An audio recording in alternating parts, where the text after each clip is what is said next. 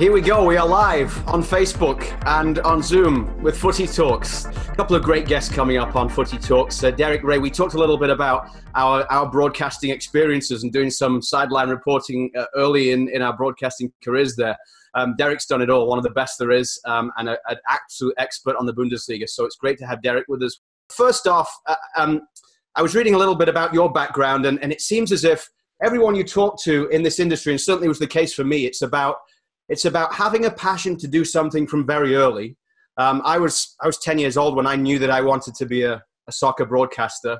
Finding a way to get it done, working for not very much, volunteering in places like you with the hospital radio, having that bug of that soccer bug, and just finding a way to get a foot in the door in the industry. And it was a similar story for you, wasn't it? Very much so. I think when you're young, I mean, most people want to be footballers. Like Stephen, I'm sure, always knew he wanted to be a footballer. I had that dream as well, but I knew early on I wasn't good enough to be a footballer. Exactly the same. Yeah, exactly the same. And so we talk about it as well. Yeah. So we realized early on, okay, we want to be involved in this game that we love so much. How do we do it?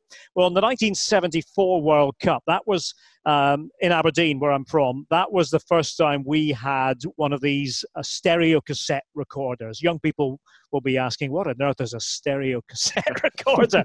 It was a revolutionary device back then, and it allowed us to put our voices on tape, which we'd never been able to do before. And I just began to impersonate the commentators I heard on BBC and ITV in that 74 World Cup, and took it on from there, and would make my own commentaries in the playground, then gravitated to Aberdeen reserve games, and then Aberdeen first team games. And I used to be known as that daft laddie who sits on his own there at the games and talks to himself for 90 minutes, not knowing that there was kind of a cunning plan in my mind. Well, maybe not such a cunning plan, but I just loved doing it. And one day I thought maybe I'll get this chance, but it was a dream, and you don't normally think that you're going to get to realize your dream. But I was lucky to do it and to get my big break at BBC Scotland when I was 19. And I've been doing it ever since 1986 when I made my debut. Bundesliga, though, and before we get into some of the teams and the games, because I'm aware of the time, and Nick DeLeon will be joining us in 10 minutes or so. Alphonso Davies is a player that everybody in Canada from coast to coast is falling in love with. Stevie's worked with him as an assistant coach on the national team. He's got a really unique skill set. And not many people in Germany would have known much about him coming from Vancouver Whitecaps and where he came to. How quickly has his reputation grown, and where is it at right now in terms of what the German soccer fans think of this teenage Canadian kid?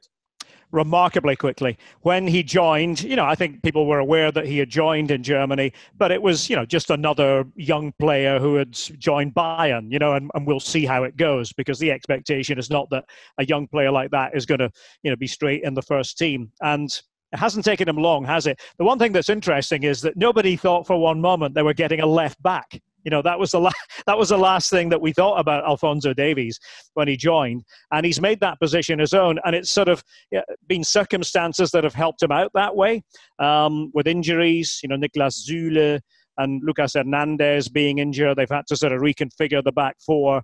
David Alaba's played there. Jerome Boateng, who we thought was probably finished at Bayern, has managed to stay in the lineup at times. But Alphonso, just terrific. And, dazzling is the word I would use. He really does have that sense of daring about him, that fearless sense of playing football too.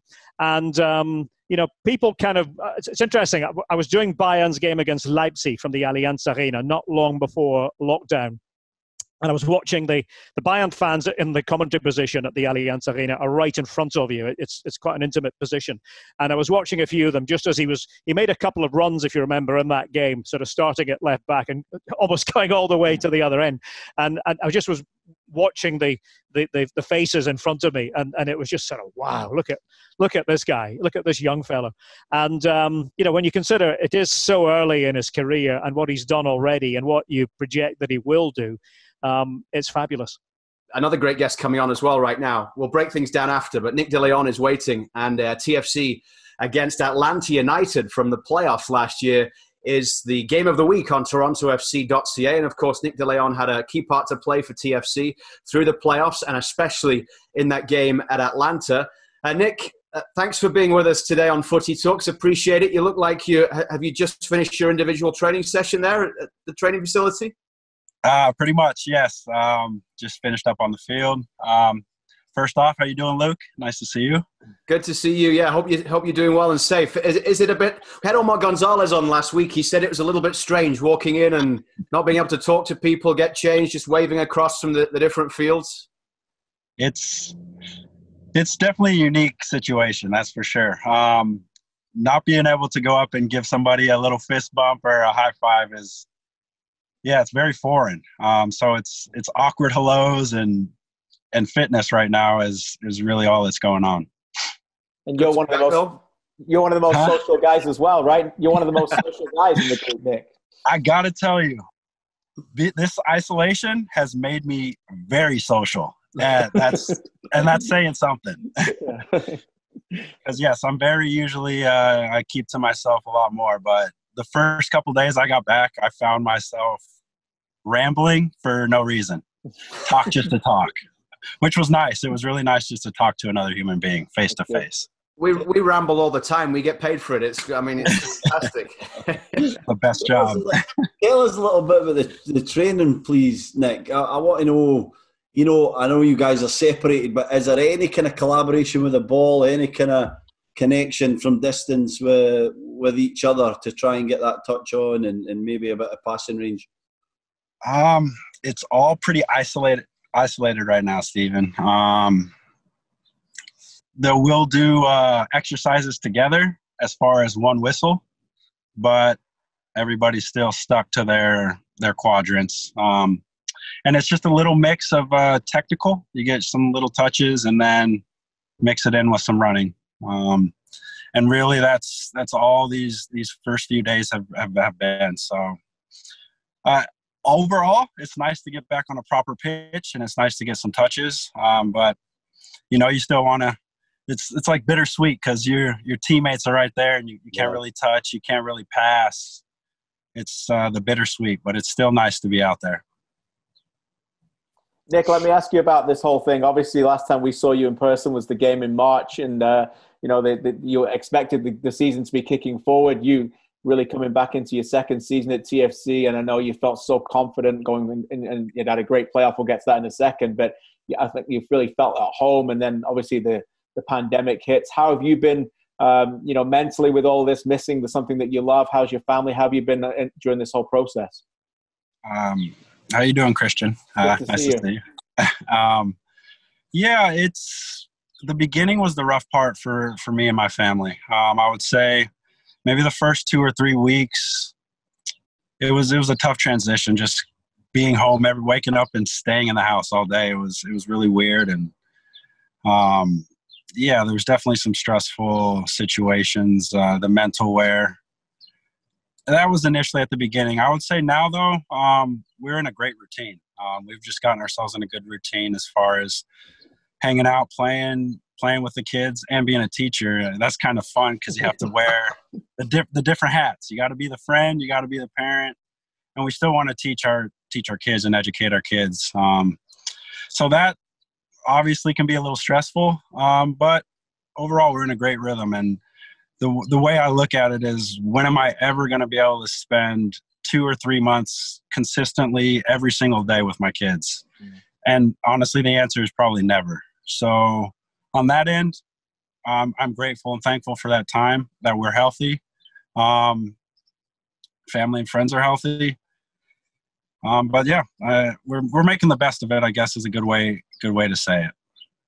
One of the reasons we got you on this week, Nick, is because the game of the week on TorontoFC.ca on Friday night is TFC Atlanta from the playoffs last year at Mercedes-Benz Stadium. And you had a little something to do with that ending in a positive manner for TFC that night. Talk us through that game as a whole, and from your perspective, how everything unfolded. As a whole, I remember going into that stadium, nerves, anxious, all that, those kind of butterfly feelings in the stomach. A little bittersweet feeling because you want to start in those games. It's in a game of that gratitude and that magnitude.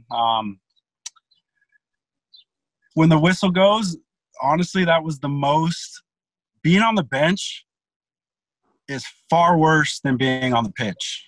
Far, far worse. My anxiety is like through the roof. I'm biting my nails, my feet going up and down. I'm just itching to get in the game at that point. They score the first goal pretty early. Yeah, you get that nervous feeling because Atlanta's a very good team, especially inside their stadium. And when they got that early goal, yeah, the nerves start to take hold a little bit. Then that PK comes. Yeah, and that's when I honestly was like, if they score this could be it, especially the way that they were playing. And when Q made that save, from that point on, I knew this was our game. Honestly, from that point on, I knew if Josef Martinez is not going to score PK in the Eastern Conference semifinal, they go up 2-0, it's not happening for them. And then, was it not too far after that, Nico has a bit of brilliance, cut it in from the outside on the left side of the pitch, cut it in and whipping it with his right foot. Spectacular goal, tied it up. And then after that, it was pretty neutral, cagey. You can feel the nerves start to bubble as the second half comes because,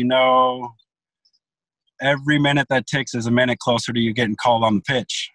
And then when my name got called, eventually in the second half, I was very, very nervous, more so than normal, that's for sure. You could feel almost nausea in the stomach when I ran out on that field. So in my head, mentally, I'm just thinking, get the first touch. Just get the first touch, settle yourself in the game, and then it'll be smooth sailing from there. So that's kind of what my intention at that point was, to get my first touch and then bring energy. So I remember at that point, Atlanta they were starting to take the tide of the game, take the momentum of the game. So for me, it was just about to just bring energy, bring some life to the guys, and just they're tired. They're running on turf, so I'm going to run for some guys. I'm going to work, and on the other end, I'm going to be aggressive. I want to get the ball and run and try and make something happen for my guys. And you kind of did. There was one moment where I was fortunate enough to get that moment.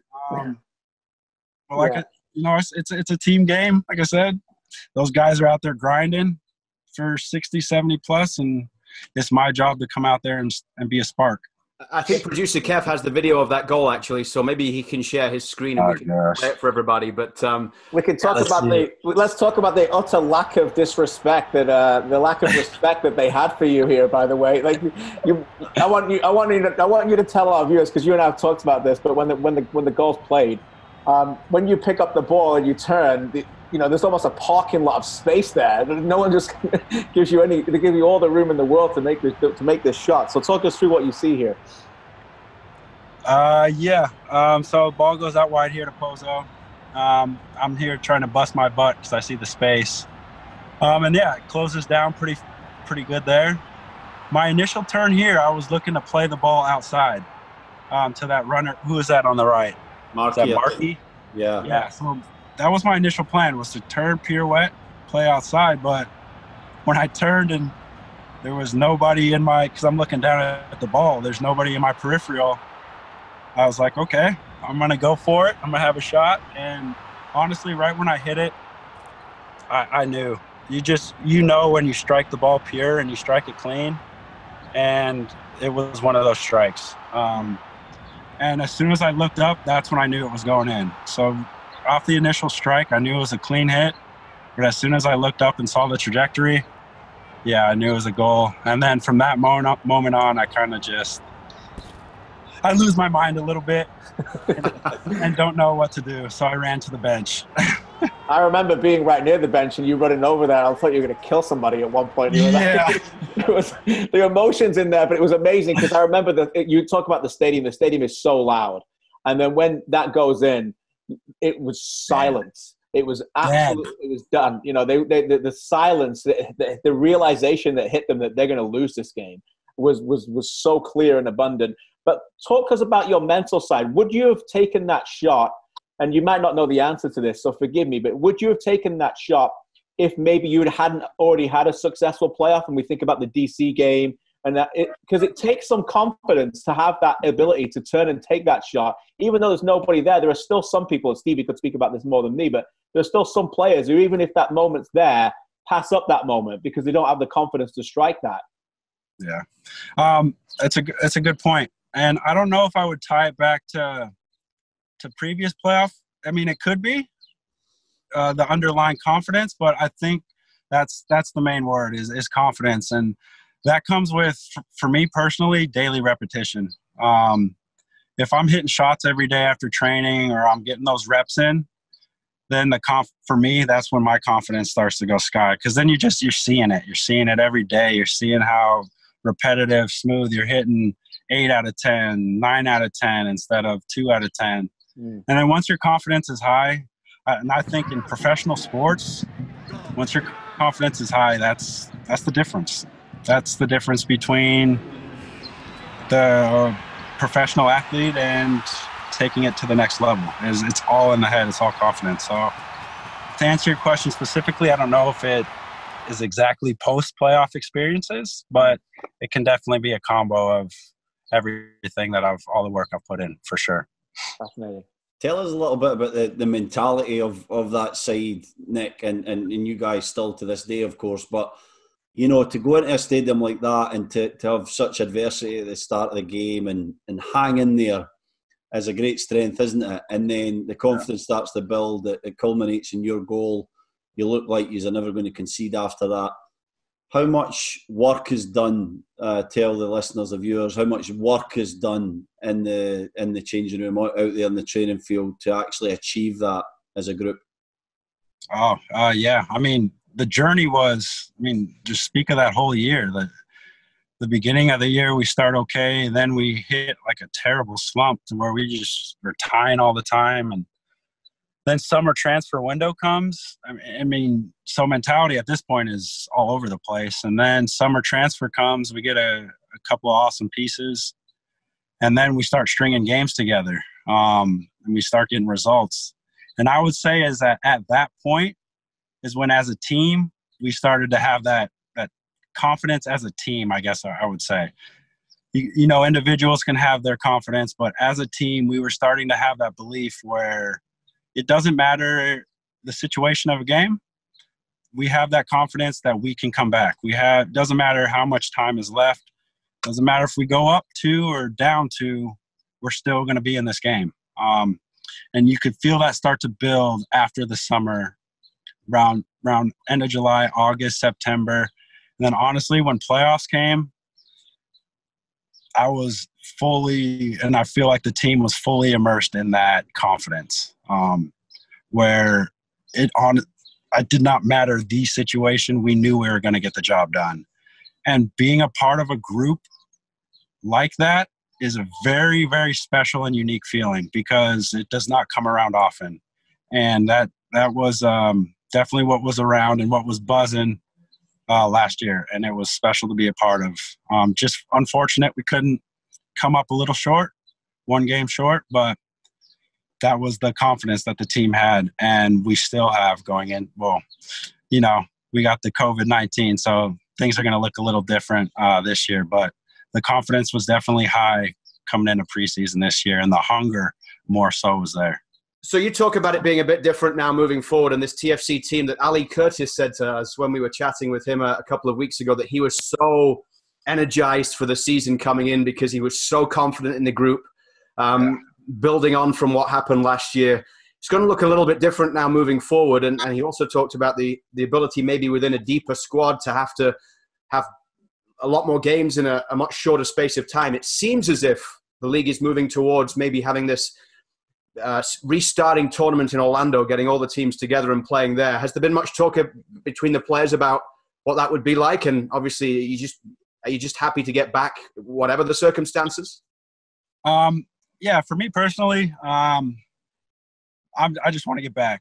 I look at it very realistically, and I know it's not the same situation for everybody because everybody has, you know, you can have a medical issue, you can have whatever, your age is different. You fall in a different category with this whole COVID pandemic that's going on. But for me, I'm one of those that is in that age demographic that's not a high risk. So I just want to get back to playing, and that's kind of where I'm at. I'll do what I have to do to get back on the pitch. And to touch on your second part, the Orlando thing, we've had a few calls with the league, with Players Union, on trying to narrow down the tournament. It's just the details. I think overall feeling of it is positivity because guys just want to get back to playing. I think what's going on now is ironing out some of the details. But it is a real possibility that we are going to do this tournament here in Orlando. It's just about figuring out some of the details. What's the consensus amongst your teammates, Nick, on getting back to playing and getting back to obviously more contact? We're seeing, Troy Deeney being a big example, the Watford captain, not going into training, doesn't feel safe enough. He has a young kid who has some issues, and N'Golo Kante refusing to go in and train at Chelsea. Is the consensus among your teammates and friends of yours around the league that there is a safety there, that MLS has done enough in that regards and you just want to get back to playing, or is there still a bit of way to go there? That's a great question. And you're going to get, I think it's going to be hard. I mean, there's so many people employed by the MLS. You're going to get answers all over the spectrum. I would say overall with Toronto, everybody's pretty much been out to training. Now, there still are guys who are a little more worried, are definitely more cautious with COVID, and have reservations, especially with Orlando. But overall, guys just want to play. Appreciate you sitting there in your car outside the training facility or taking the time to be with us, having just come off your individual session. So thanks, Nick, and we'll see you soon. Thank you, guys. Thank you guys for having me on. All three of you. Appreciate it. Be well. Stay safe out there. Be safe. It's been great from the TFC players' perspective the last few weeks. Everybody has come onto this show and been so open and honest and brought such a great perspective for the fans to be able to see, and we appreciate Nick DeLeon being with us today. KJ, your thoughts on what it might look like if as we're hearing is the case that this MLS tournament in Orlando might start to get going. The reporting from US sources is that it would be a 2 or 3 week training period in Orlando, and then maybe getting into some kind of a tournament with all the teams that would last a month, 5 weeks. We talked a little bit about this on the TSN Soccer Show last night, what it could look like, but looking like maybe group play and then into a knockout stage with some way of tying it into points for the regular season. Yeah, I think that's important. I think that they don't want, as much as we've talked on this show about we feel we're a big proponent of a tournament style happening now. And in my opinion, figure out how to get a trophy, call it the first responders trophy, call it whatever you want, make it donations, things like that. That's what I would, and the ability to put these players in an environment to win something, I think is important, but I don't think it's singular. I think they need to accomplish something else, and they'll want to take the majority of those results and those performances to mean something later. And so if they do have some kind of group style tournament where they can play 5 or 6 games against, familiar opponents, maybe have a top 2 go through from each group, that they can at least take the group games as regular season standings to put onto the 2 games they've already played. And then in the hope that something else can be created later on. And we don't know what that's going to look like yet, by the way. That might be another tournament again in Orlando later in the fall if they can't come to a conclusion of playing in individual markets. But then at least, as I said on the show last night, Stephen, at least then they'll have the body of work. They'll have some games in the beginning of the season, some here, some later on, to say that, yes, this is our champion based on 2020, and we're taking it all across the year. And I think they'll need to do that rather than just having the singular tournament that only means something to win, Yeah, I agree, KJ. I think, we can't look too far ahead. The plans are in place to try and get to Florida. Why Florida? Some people may ask, well, Wide World of Sports is there. It's ESPN owned. And so it's easier to put on the kind of production of this thing and to house them up in the hotels there. Nick telling us there that some guys have, some concerns about it being Florida, but that's the reason why it's Florida. Now, there's issues with the heat in Florida in the middle of July as well, so we'll have to see when the games are going to be played. But the consensus is that the players want to get back to playing football. The league needs to get running again. We have to try and safely get back to some form of normal life, and that's playing sport, that's playing games. A lot of people's livelihoods depend on that. So fingers crossed we can come to an agreement. The players need to feel safe. The players need to make sure that their benefits are taken care of. That's why the MLS PA are part of this discussion as well. And fingers crossed, like I said, that we can start ramping up training. We can get the schedule out for this tournament if it's going to happen, and we can all get back to watching some football in a safe environment. I think that just about wraps it up. We're out of time. Thanks everyone for being with us. Thanks everybody. Be well. Thanks everyone. Take care.